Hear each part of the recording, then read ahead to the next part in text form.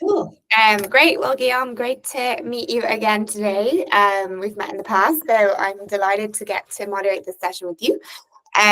So I'm going to jump straight in and would ask you to tell me a bit about Checkstep and the business and where you are today.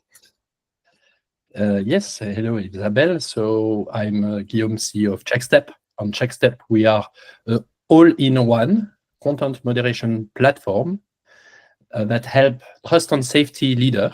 So if you're not familiar with trust and safety, they are the firemen of internet. So flagging unwanted content online.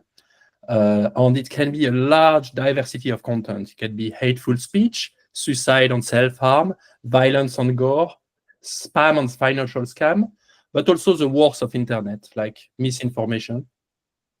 You can die from a wrong health advice. Terrorist content, it's often forbidden, and child pornography. And then there is everything around illegal goods, compliance with PII, and IP infringement. Okay, cool. And I think people are quite familiar, obviously, with Meta content moderation and actually the market itself. But maybe just to give everyone a bit more of a picture of the size of the market, kind of how you view the market from Checkstep as well, in terms of like the verticals that you're speaking about and the target customer. Yeah, so the market is actually 15 billion worldwide outside China. And 95% of it is human moderation. So platforms are paying real humans, often in India and Philippines, flagging unwanted content and enforcing their policies. And of course, a lot is big tech, but only 30% is big tech. The companies such as dating apps, review platform, ed tech. So there are at least 20 different sub-markets which are targeted here, which are today hiring content moderators. This market is disrupted because of AI. And you probably know that now you can take this type of decision whether a content is breaching your policies relatively quickly thanks to all this generative AI company. We are using OpenAI as well as many other companies who has done content moderation for a long time, like Unitary, Site Engine, Amazon Recognition, and very targeted companies such as Misinformation by Logically or Reality Defender to detect deepfakes, and many other AI providers. And maybe just that kind of segues into the product itself, Guillaume. So tell me a little bit about what you guys have built at Checkstep, how you've built it, how you are, as you said, AI. You're an AI platform. How you're leveraging AI to kind of offer this product. Yes. So this is disrupted by AI because a lot of automation can come in. So the future, so the vision of the product is really that one or maybe two people are just managing your entire trust and safety operations. Their job will be what's happening today on my platform, who are the people who are behaving in a way that seems surprising. Is it linked to a policy gap, something that I'm missing? Investigating what is happening, so all the analytics around that, but then deciding about changing your policies or to enforce them in a better way. Okay. That's what is our product. So there are four main, there's a lot of different features such as quality assessment, policy change management, but it goes under the workflow management, like queue management system, similar to Zendesk, but dedicated for trust and safety, managing appeals, and so on. There is everything around workforce management, because you still need moderators more for quality assessment and to train the AI. And everything related to compliance. Okay. And compliance is massive. It's one of the big reasons why I created this company. This is changing. The world is changing. It started with the EU, Australia, on Singapore, but now the UK will have the Online Safety Act next year. And in the US, every state has specific content moderation rules.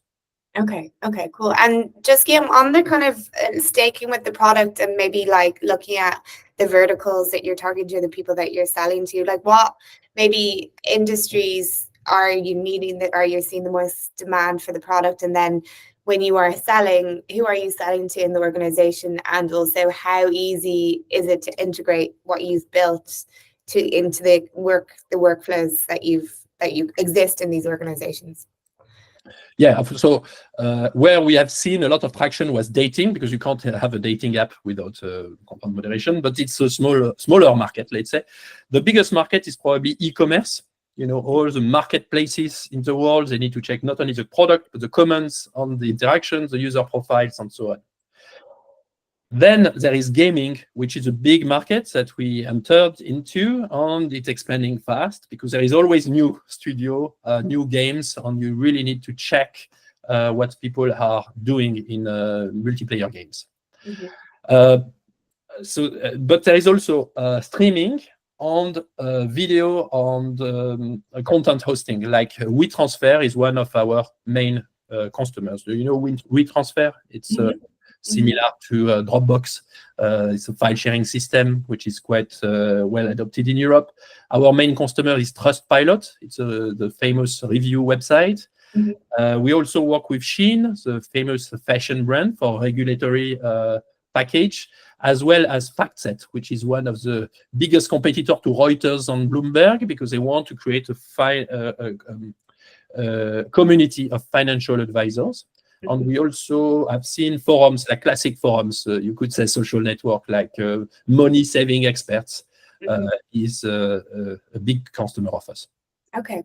And Guillaume, in terms of the actual landscape, competitive landscape itself, like who are you seeing in the market? What kind of forces are you playing with in the market in terms of your product offering versus incumbents or new?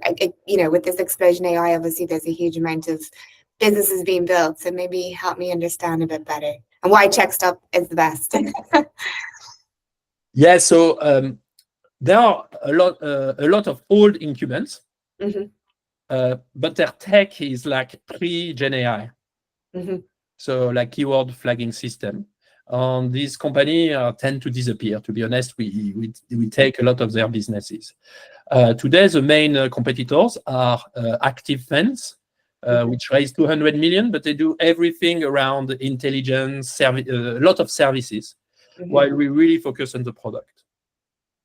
The closest to our product is Cinder, mm-hmm. although they just created a very simple AI system that is static. Mm-hmm. And so where we really differentiate is this ability to really pick and choose the best AI for you as a customer, because mm-hmm. we have this AI marketplace mm-hmm. that enables you to swap. Let's say you work with Google Cloud and then you realize, oh, actually the nudity detector of Amazon is better.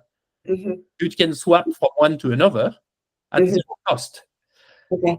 And so a lot of customers, they love that. We even have advertising agencies who use us because then they have the guarantee that they can check all the AI systems, mm-hmm. provide to their customer more categories to filter from. For example, upper body, male, chest. Okay. So that's the type of differentiation that we have. Also, the way we have implemented is really GDPR compliant. Mm-hmm. Okay. In the sense that we don't need an access to your database. So for customers who are careful about, especially in Europe, careful about the privacy and the security of their data, they mm-hmm. really are reassured by the way we have implemented it. It's as close as possible to a private cloud. Okay, excellent. Okay, and Guillaume, then you mentioned a few big name customers you guys have worked with. So maybe a bit more understanding about where you are from a traction perspective today, kind of what you're seeing in your pipeline and future growth from a traction revenue perspective. Yeah, so I mentioned some flagship customers, Trustpilot, Shein, FactSet, and Money Saving Experts, but we are about to close 3 really large ones. I can't really disclose them here, but there are contracts above from an ACV, and it's all recurring revenue, above $100,000 a year. Okay, nice. We are nearly at 1 million of recurring revenue, $850,000 per year. We are doubling the revenue every 6 to 12 months. Okay, great. It's a perfect timing due to the rise of generative AI. Everybody becomes a creator. There is a lot of platform which creates the content, and it's much harder than before to understand if it's offensive or breaching your terms and conditions. The regulation push, as well as the fact that AI makes it so much cheaper, that gives us a lot of timing advantage here. Compared to competition. And I just realized I did not answer about who we are selling to. So we are selling to trust and safety leaders, but some companies they don't have. So it can be the community manager, the head of legals, because there is a lot of legal components in it, as well as the head of operations. Okay, good to know.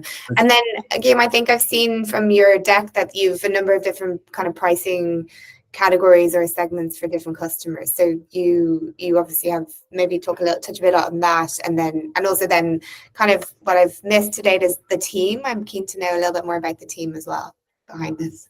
Yeah, so the pricing model is very simple. It's just a fixed price. Not seat-based, because otherwise we reduce the number of seats in general when we start working with a customer, because they become more efficient. So in general, you save money, but our average ACV is $60,000 per year. We are really trying to push towards the large market, rather than the company who would spend less than £20,000. So we are trying to not go into the too small startup landscape, just because of the churn that might happen due to the fact that they don't find their traction. And you asked about the team. So we have a superstar team. It iterated a lot, but we did internal restructure recently. And we have a superstar CTO who was head of engineering for the last 20 years in real-time ad retargeting networks, and it fits very well for this domain.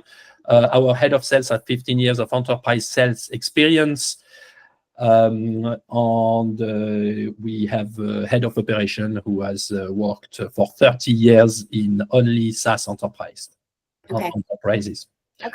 Our head of product studied in Harvard and was at Google, 5 years at Amazon, and also created a couple of companies. So it's really a perfect fit for us. He was actually our customers for a couple of years. Their company was acquired by a private equity. Okay, cool. So he's a true evangelist. And then, Guillaume, I take it you're fundraising at the moment. Maybe we can learn a bit more about that, how much you want to raise, use of funds, ideal kind of investors you want to bring on board. I know you currently have some great investors, but so maybe just a bit more around that. So we are really looking at investors who know SaaS enterprise, but more importantly, more and more investors understand what is trust and safety, and are keen to introduce us or do warm introduction to some of their portfolio company if they have invested in either infrastructure company having to manage a lot of user-generated content, or B2C type of customers who are exposed to legal risks, because it's a board decision at the end if you want to change the way you do your trust and safety operations. We are raising 2 million in a priced round.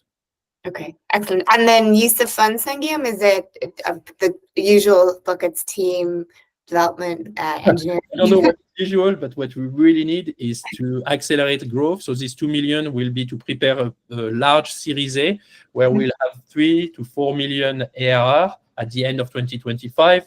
So it's really focused on growth. 50% will be still to develop the features, because there is a lot of opportunities to make a no-brainer to swap from your existing old style keyword-based system into a proper moderation system where you can really understand what's happening and also change your policy without having to call your engineering team. Okay, gotcha. Excellent. Guillaume, is there anything else you'd like to leave with everyone, or anything else you want to tell us a bit more that we haven't covered so far in the questions today? No, I think again, it's a great timing. It's really exciting to be here and to play a role in this fast-changing era where we don't know how the future will be done, but what is sure is that we need really to keep high standards around the internet conversation. So very exciting to be there, Isabelle. Excellent. Well, great speaking to you, Guillaume, and delighted to get the chance to catch up and learn a bit more about where you are. So best of luck, and yeah, great to meet you again. Thanks again.